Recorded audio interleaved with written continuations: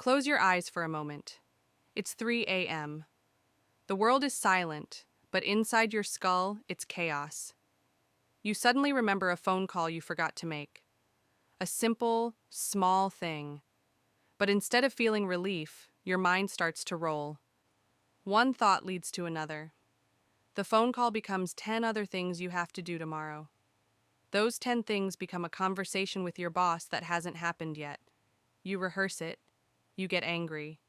And by the time you open your eyes, you're thinking, whose life is this anyway? You're crushed by an avalanche of stress that started with a single snowflake. I've been there. The CEO is there. The intern is there. But here's the hard truth I've learned after decades in the corporate trenches. The avalanche was always optional. Let's look at what actually happened in that 3 a.m. scenario. You experienced what I call the snowball effect of thinking. The Stoics, particularly the great emperor Marcus Aurelius, had a word for this. He called it phantasiae, the impressions we get from the outside world. He said, "You have power over your mind, not outside events. Realize this, and you will find strength." The outside event was simply remembering a call. That was the fact. But your mind took that fact and ran a Hollywood script with it. How many times have you spent a beautiful Sunday evening dreading a Monday morning meeting? You aren't actually in the meeting. You are robbing your present self to pay a debt to a future that doesn't exist yet. In the corporate world, we call this future pacing. It's useful for strategy. But for your peace of mind, it's a poison. When you rehearse a conversation with your boss, you are programming yourself for a negative outcome. You are ensuring that you show up to that real conversation already tired, already defensive, and already beaten. Think about it. The mind doesn't know the difference between a real event and a vividly imagined one. Your body releases stress hormones whether you're actually in the meeting or just thinking about it. So you're not just wasting mental energy. You're physically exhausting yourself over something that hasn't happened. You're fighting ghosts, and the ghosts are winning. So how do we stop the snowball? Do we build a wall? Do we try to empty our minds completely? No. That's impossible. The snow will always fall. Thoughts will always come. The secret is to catch it early, the moment that first pebble of thought starts to roll. In our midnight scenario, the point of power is right when you start running the list of what you have to do tomorrow. That is the precise millisecond you have a choice. Most of us grab a shovel and start throwing more snow on it. We obsess, we analyze, we dig the trench deeper. But the master does something different. He steps outside of himself. He becomes the observer, not the participant.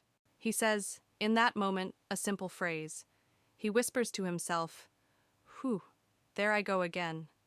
Try that phrase right now. Say it to yourself. There I go again. It's not aggressive, it's not angry. It's a gentle, knowing tap on the shoulder. It's the part of you that is awake, realizing that the other part of you is dreaming.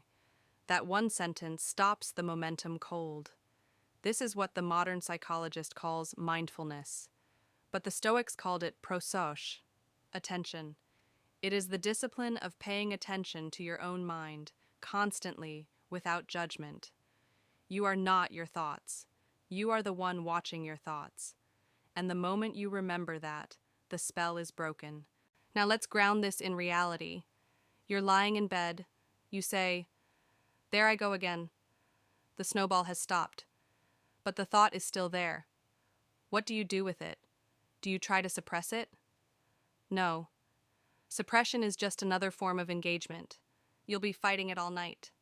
Here is where we merge ancient wisdom with a modern tool.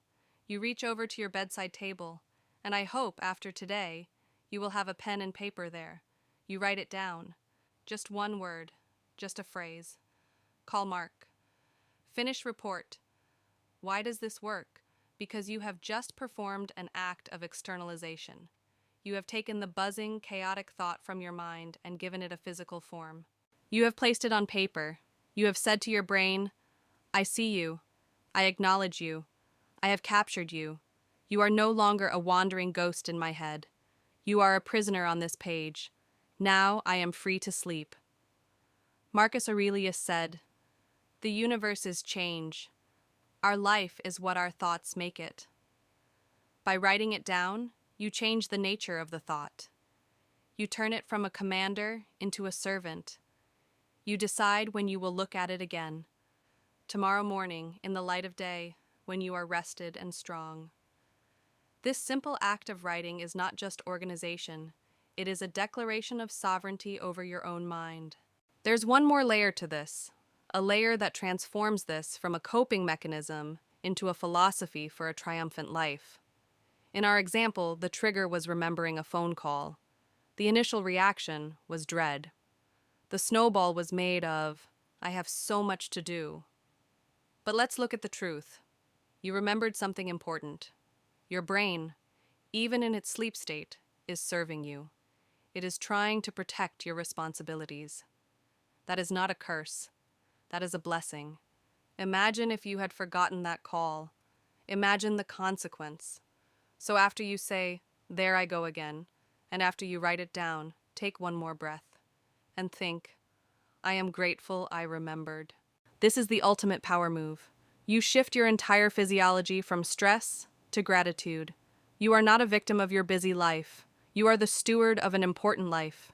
You have things to do, people to call, problems to solve. That is not a burden. That is the texture of a life fully lived.